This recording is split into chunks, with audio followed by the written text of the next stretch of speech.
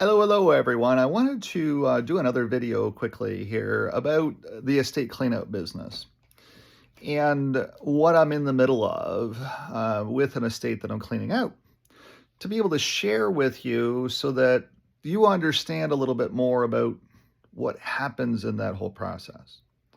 So it's not an estate I'm cleaning out. I'm cleaning out a house that I sold for a retiree who's in retirement village. She moved from her home to a retirement village. And she is a young lady of more than 90 years old and still in good spirits and still in good health and still has her mind about her as well too. So she's making decisions for herself. And she has children, and some of those children come from blended households. Some of those children were given up for adoption and came back over time. Back in the day, there was a lot of different things, just like today. There's still a lot of different things that go on with kidlets. And now all the kidlets are in their 70s, 60s, and 70s. And mom is in her 90s. And as I'm responsible for cleaning out mom's house, most of it is gone. Most of it has been picked over. Any of the valuable quote unquote things are gone from the house.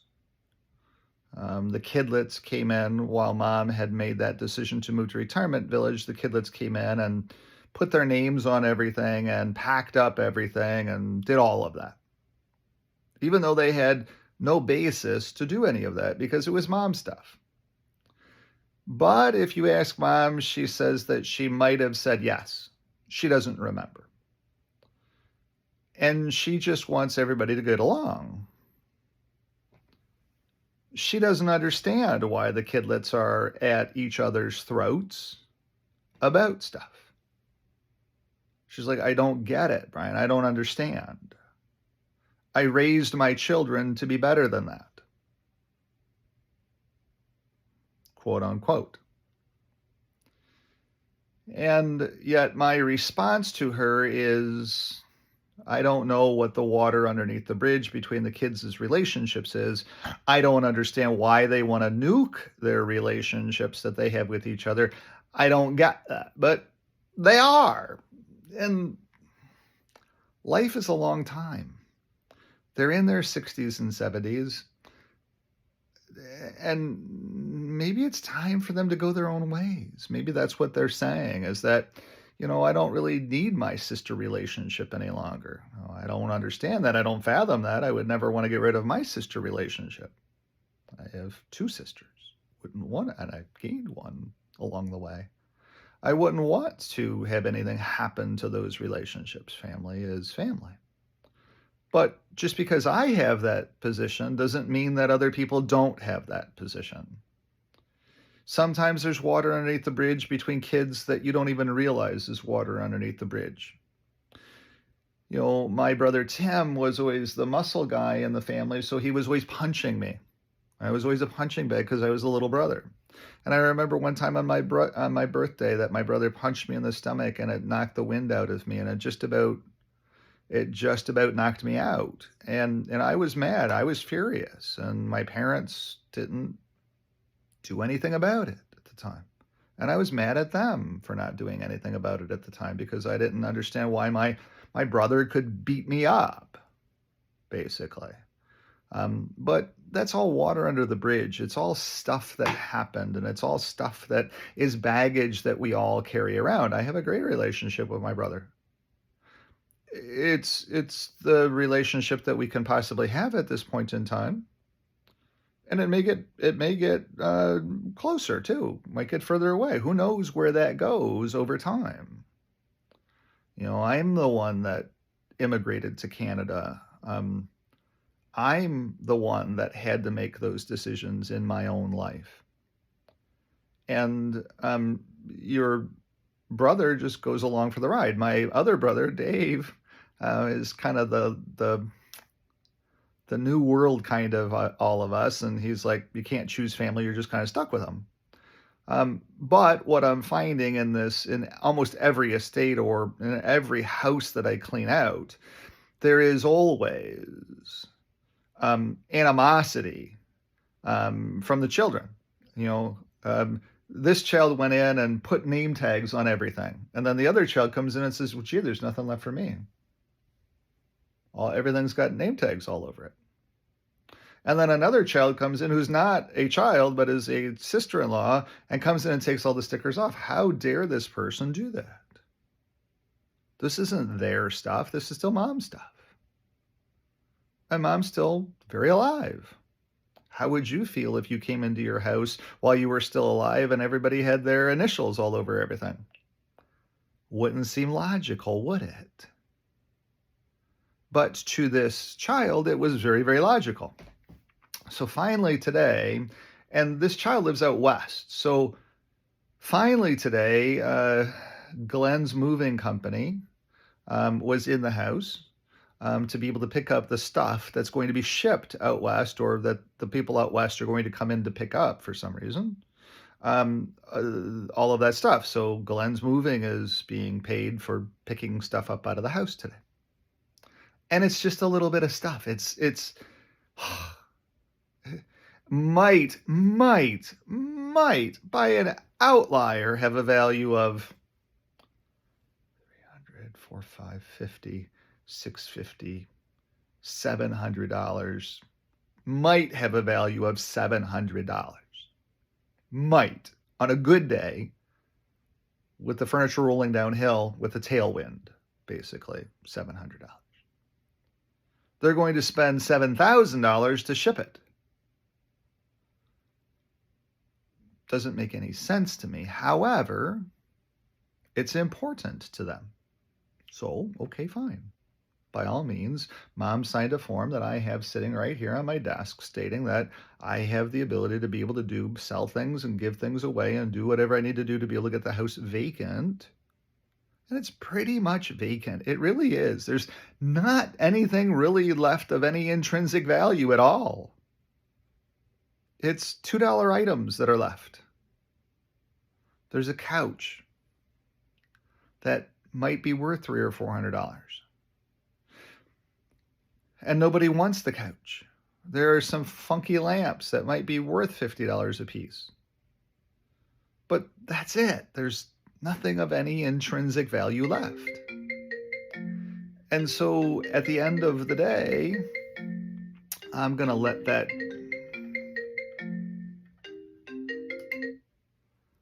I am doing a video.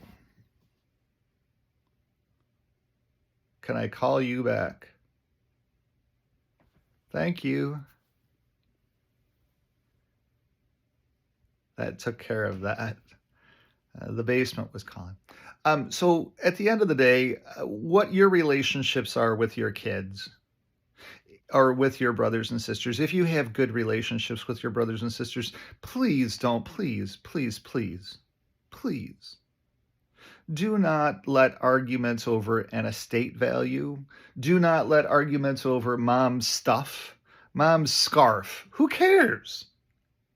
If Mary Sue wants mom's scarf and Betty Ann wants mom's scarf, then you give it to charity so that nobody gets it. Because if Mary Sue and Betty Ann are going to end up terrorizing their relationship over mom's scarf, it's not worth it. Unless Mary Ann is ready to go ahead and nuke the relationship, and they never had a relationship in the first place, or there was all kinds of animosity or whatever the hell's going on there, whatever baggage everybody brings into this whole thing, I end up dealing with when I'm cleaning out mom's house. It's what it is. None of it is ever easy. That's why people choose an outsider like me or a third-party resource like me with degrees and designations and all of this stuff to be able to say, Brian's taking care of that for me. You're going to have to talk to Brian. Brian has my direction. You will have to deal with Brian on this. And I'm really good at that. The one sister hung up on me today. When she found out that the other sister was packing some stuff up. How dare she pack stuff up? It's like, You've got your stuff. You're already all done. I asked you, are you all done? Yeah, I'm all done. Okay, great. I'll have the other sister come in. Who cares at the end of the day? Mom doesn't care, and she's the one that's my client. Mom wants everyone to be happy. Mom doesn't understand. She says to me, she says, I don't understand, Brian, why my kids are this way. I didn't raise them to be like this. Why does it matter who gets my freaking scarf? I don't understand. So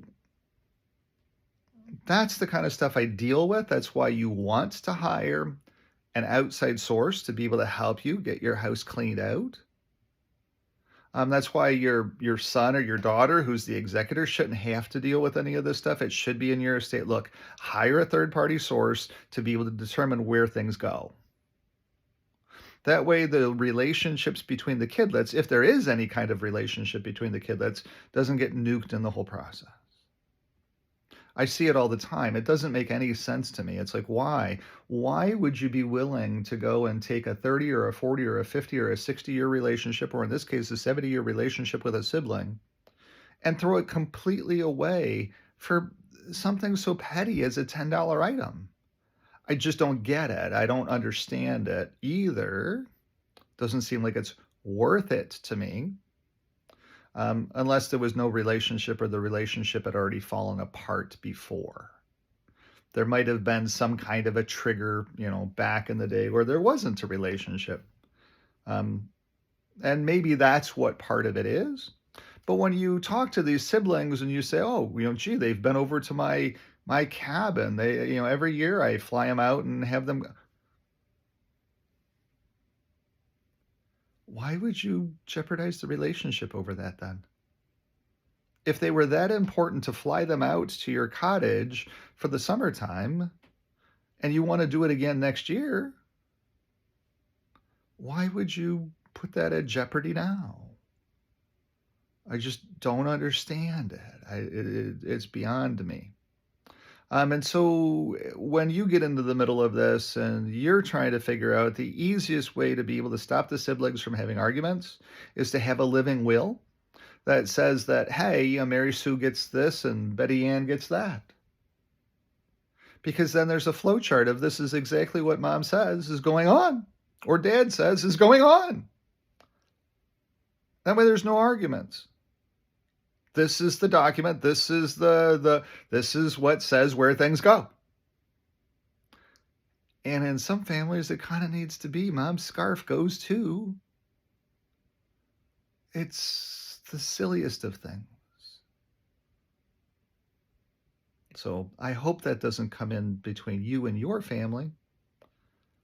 I will work as hard as humanly possible to make sure it doesn't come in between my family. Because when my mom passes away and things get doled out, I won't care. It's the relationships that I have that are far more valuable than a precious memory from mom.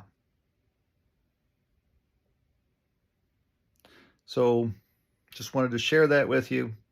I hope that when you're in the middle of all of this stuff, because you will get there, that you find ways to not terrorize the relationships that you have with your siblings. If there's one thing in this whole business that I'm in that is just not pleasant, it is the concept of watching people beat their relationships to smithereens over an army man. Dad had a painted army man. I want that army man. Okay, it's a $2 army man. Yeah, but I want it. Okay, great, not a problem. But then the other sibling, oh, I want it too. Okay, then over a $2 army man nuking your relationship with each other, it makes no sense.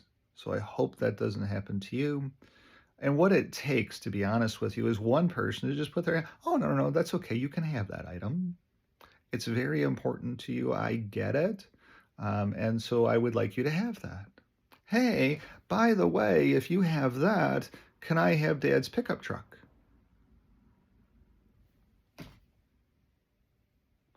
Can I buy, for what Dad's pickup truck is worth, the pickup truck? because I'd like to have the pickup truck. You can have the Army man. I'll buy the pickup truck for its appraised value. We'll have Brian appraise the pickup truck, and I will buy the pickup truck for the appraisal. Can I do that? It's give and take. So just wanted to share with you. Every one of them, every one of them comes this way. It's all prepackaged to have some kind of a relationship fall apart between the siblings. So I hope that doesn't happen to you when your time comes, when you're trying to settle out your estate. The one way to be able to do that is to have an itemized list of these are all of my worldly possessions and these are where they go. Signed, Mary Sue Mahaffey. That way, whoever is doling out the estate knows this is where Mom decided that this goes here. Here's her words. And then if the relationships fall apart, at least Mom's done everything she possibly can to keep the relationships together. And then they go away. I don't know what the answer is to that. I'm just glad that nobody's going to be arguing over my worldly possessions when they're done. When I'm done with them. It's all just going to go probably to the dump. That might be the better solution as well, too. Hey, all of my worldly possessions I want thrown in a dumpster and taken to the dump so that anybody that wants them can go to the dump and pick through the pile and take whatever they want. Maybe that's the best way to be able to do it so that the relationships don't get harmed. But I'll leave that with you, give you a little bit of thought process around your stuff as well, too. And why you need a third-party source like myself coming in to be able to say, hey, look, here's what's going on. Might be the best solution as well to deal with a third party.